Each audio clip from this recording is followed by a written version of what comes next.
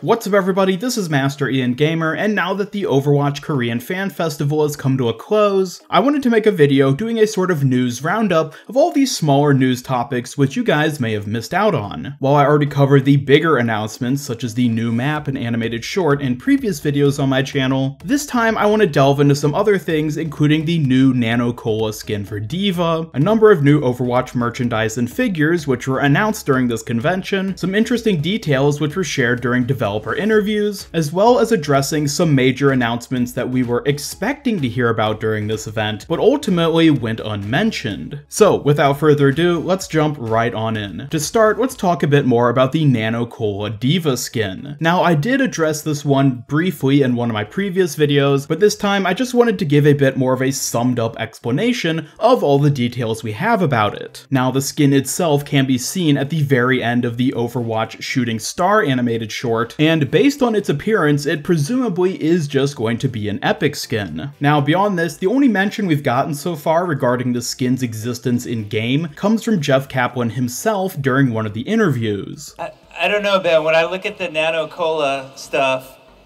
I kind of would really hope that maybe D.Va would have a Nano Cola skin someday. 저기 있는 나노 콜라 제품들을 보니까 디바한테 나노 콜라 스킨 있으면 정말 어울리겠다는 생각이 드네요.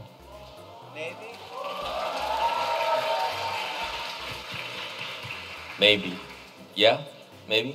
We might have some surprises later. Definitely. Later. 진짜로. This is basically just a teaser that the skin will be existing at some point, and unfortunately we still don't have any details regarding exactly how or when this skin will become available in-game. My original assumption is that it would work similarly to the Reinhardt skins Baldrich and Griefheart, which were made available alongside the Eichenwald map back in 2016 and became part of the standard loot pool. However, given that the new Busan map is currently on the PTR and this new D.Va skin is not, it's possible that Blizzard is planning for it to work out a little differently. Now, considering the recent All-Star Weekend skins for Tracer and Genji, it is possible that we'll see this new D.Va skin become available in a similar fashion. This doesn't necessarily mean that it'll be a direct purchase skin as well like these other two, but there could be some sort of different circumstances under which it'll be available. We'll just have to wait and see what ends up happening, and I'll be sure to update you guys with more information as it becomes available. Now, moving on to some of the merchandise which was shown off during the fan festival, the first of these is a new Figma D.Va figure. Now, for the time being, it isn't available for purchase just yet. Pre-orders will be going live for it August 29th, which is next week. The only images we have of it so far seem to be from the official Good Smile Twitter account, which tweeted all the information we have about it yesterday. Now, as for the details of the figure, it comes with a number of accessories, including her hat from the animated short, and a Nano Cola soda can, as well as some of her more iconic and conventional accessories, such as her light pistol. While I'm not super big into collecting Figma figures, this is one that I think I'm definitely going to try to get my hands on. Now, in addition to the D.Va figure, we also got an announcement for the Doomfist statue, which was actually teased via Twitter the day before the convention started. Like the other Overwatch hero statues, this one has immense detail and stands well over a foot tall. I imagine those of you who are Doomfist fans would love to get this figure for yourself, and so thankfully it is already available to pre-order through the Blizzard Gear store. I will be including a link to that down in the description below. Now, the last of the big new merchandise reveals which were shown off wasn't technically a reveal, but I do think it's something that will in fact become purchasable at some point in the future, and that is the MEKA jacket, which we see being worn by both D.Va and Daehyun in the animated short. Now, apparently the only current real-world version of this jacket is owned by Jeff Kaplan himself, as he was seen sporting it during the event. This might make it a bit difficult for us to get our hands on it, but I'm betting that at some point in the future, this will become available through the Blizzard Gear store. I mean, they've already gone so far as to produce what at the very least is a prototype of the jacket, which Jeff Kaplan was wearing, so I think it's basically assured that everyone will be able to buy one for themselves at some point, hopefully soon. And speaking of Jeff Kaplan, there were a number of developer interviews interviews which went on during the festival, most of which delved into the background and development process of the new map and animated short. However, in one of the interviews with Jeff Kaplan, he mentioned some interesting details that I wanted to touch on. The first of these is a mention of the upcoming Torbjorn rework. In response to a question addressing heroes like Mei and Torbjorn and their low pick rates, he answered with, "Definitely when it comes to Torbjorn, we are working on it. We've also tried experiments, although we can't give specific details now on what will happen. I can only tell you that some of his abilities will stay the same, while some will change." Now, I was actually rather surprised that he didn't have more to say about this. We have of course already gotten some details regarding the direction that Blizzard is planning to go with the Torbjorn rework, and to be honest, I was expecting the rework to be on the PTR with the new Busan map which went live yesterday. I suppose we can just assume that Blizzard got caught up with something when it came to finishing this rework. Possibly they decided to shift resources and team members around in order to get the new map finished on time, and it's possible that that led to the rework getting delayed. That's just some speculation on my part, but hopefully we will end up seeing this rework sometime soon, and again, I'm rather surprised that the developers didn't have more to say about it. Now, additionally, in this same interview,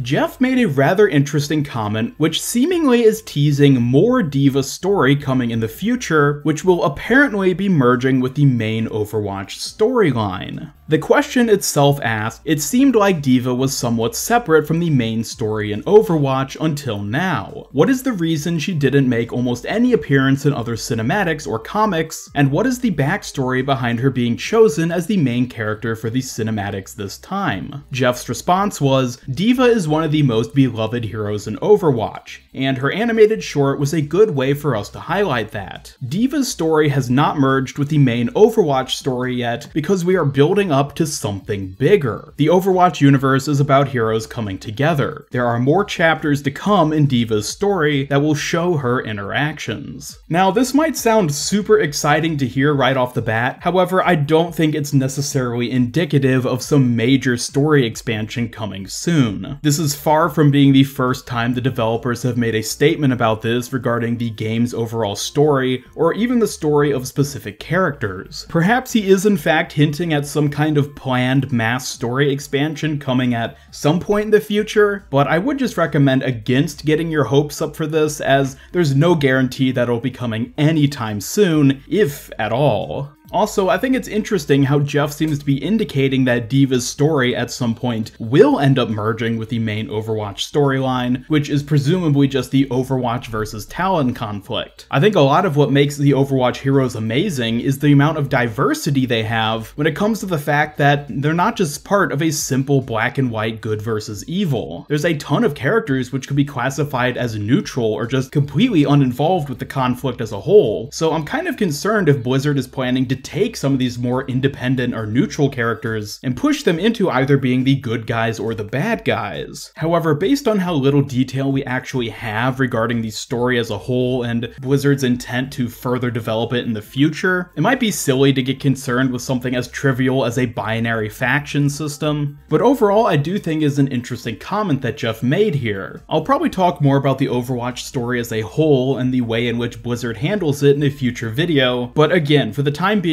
I think this is an interesting thing to hear Jeff say. Now, moving on to some other things which we were expecting to hear about at the Fan Festival or at Gamescom, but ultimately haven't really had mentioned yet. The first of these is the third new social system, which was talked about way back in May. Now, in my videos building up to the Korean Fan Festival and Gamescom, I was talking about how there's a pretty good chance that we'd be hearing more about this, given that the original release date for it was late summer or fall. However, as far as I've been able to find, the devs have made no mention of this third social feature at either of these two conventions. Presumably, this is because they're not ready to share details about it just yet, which means that we probably aren't going to be seeing it in the immediate future. There has, of course, been a ton of speculation as to what exactly this third new social feature would be, but it does look like we are going to have to end up waiting just a little bit longer to find out any more details. And lastly now, the other big thing we were expecting to get more information about about, but ultimately didn't really hear anything, is the new Overwatch Legos. Now, I'm sure quite a few of you at this point are familiar with how excited I am for these upcoming Overwatch Lego sets, and given the teaser we got earlier this week, I thought for sure we'd be getting a look at least some of the sets themselves during either Gamescom or the Fan Festival. But apparently that wasn't the case. LEGO themselves were actually present at the Korean Fan Festival, and it turns out that they built a LEGO version of the Busan Sanctuary map, which I will say looks really awesome. But I am a little disappointed that we didn't end up getting any more information about the official LEGO Overwatch sets. But I guess looking on the bright side, this just means that we have more time to speculate about what they're gonna be. So definitely be sure to look forward to more Overwatch LEGO speculation on my channel at some point in the future. But that'll do it then for today's Overwatch news roundup for the Korean Fan Festival and Gamescom conventions. There was a lot of exciting content that we did end up seeing at these events, particularly being the new map and animated short, so be sure to check out the other videos I made on my channel talking about these, and I'm sure I'll be doing some more in the future. Thank you so much for watching, and be sure to leave your thoughts about anything I talked about here today down in the comments below. Were you disappointed to not get any information about the new social system or Overwatch LEGO sets? Or are you really interested in seeing what Jeff may have meant regarding the future of the Overwatch story? Either way, be sure to leave a like if you enjoyed this video, and share it with a friend if you really liked it. Subscribe, follow me on Twitter, and turn on notifications to both help out my channel and keep up with all my future Overwatch content. This is Master Ian Gamer signing off, and until next time, have a great day.